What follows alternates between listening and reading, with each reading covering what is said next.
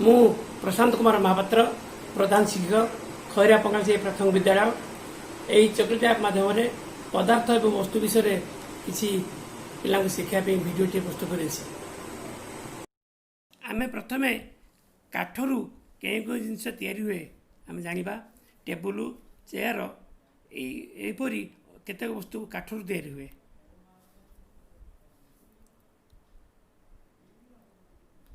କ୍ଷୀରରୁ ଆମେ ଜାଣିଛେ ଦହି ତିଆରି ହୁଏ ଏବଂ ରବରରୁ କିଛି ରବର ଜାତୀୟ ଦ୍ରବ୍ୟ ସେଥିମଧ୍ୟରୁ ବିଭିନ୍ନ ରଙ୍ଗର ବେଲୁନ ମଧ୍ୟ ତିଆରି ହୁଏ, ତୁମମାନେ ସବୁ ଜାଣିଛ।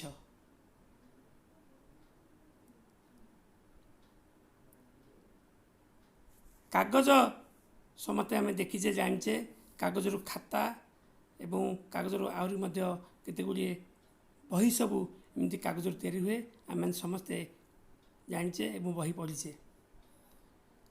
ଆଇସ୍କ୍ରିମ୍ ଖାଇବାକୁ ବହୁତ ଭଲ ଲାଗେ। ଏଇ ଯେଉଁ ଆଇସ୍କ୍ରିମ୍ ତୁମେ ଖାଅ, ଏଇ ଆଇସ୍କ୍ରିମ୍ କି ଆମେ ସବୁ କ୍ଷୀରରୁ ପ୍ରସ୍ତୁତ କରିଥାଉ ଏବଂ ଆଇସ୍କ୍ରିମ୍ କ୍ଷୀରରୁ ପ୍ରସ୍ତୁତ ହୋଇଥାଏ।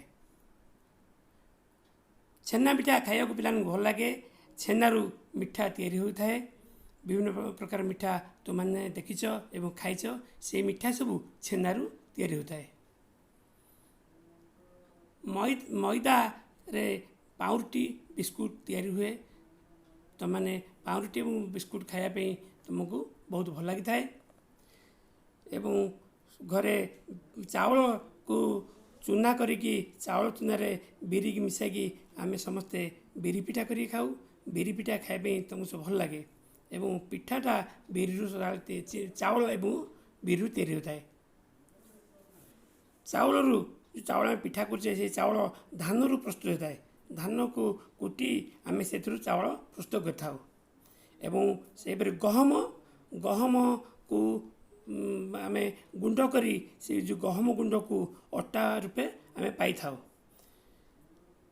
ଏଇ କାଚରୁ ଆମେ ବହୁତ ଗୁଡ଼ିଏ ଜିନିଷ ତିଆରି ହେବା ଦେଖିଛେ ଏବଂ ସେହିପରି କାଚରୁ ବିଭିନ୍ନ ପ୍ରକାର ବୋତଲ ଏବଂ ଛୋଟ ବଡ଼ ସାଇଜ୍ର କିଛି ବୋତଲ ଆମେ ତିଆରି କରିଥାଉ।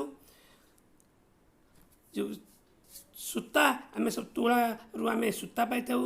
ତୁଳାକୁ ଆମେ ଭିଣି ତାକୁ କାଟି ସୂତା ତିଆରି କରିଥାଉ। ଏ ସୂତାରେ ଆମେ କନା ପଟା ତିଆରି କରି ଆମେ ପୋଷାକ ତିଆରି କରିଥାଉ। ଯେଉଁ ପାଠ ପଢ଼ିଲେ ବା ଜାଣିଲେ ମୂଳ ପଦାର୍ଥକୁ ଆମେ କହିବା ପଦାର୍ଥ ଏବଂ ଯେଉଁ ଜିନିଷ ତିଆରି ହେଲା ତାକୁ କହିବା ବସ୍ତୁ। ଉଦାହରଣ, କାଠ ହେଲା ପଦାର୍ଥ ଏବଂ ଚୌକି ଟେବୁଲ ହେଲା ବସ୍ତୁ। ତୁମେମାନେ ଲୁହା ପଦାର୍ଥରୁ କେଉଁ କେଉଁ ବସ୍ତୁ ତିଆରି ହୁଏ ନିଜ ଖାତାରେ ଲେଖିବ।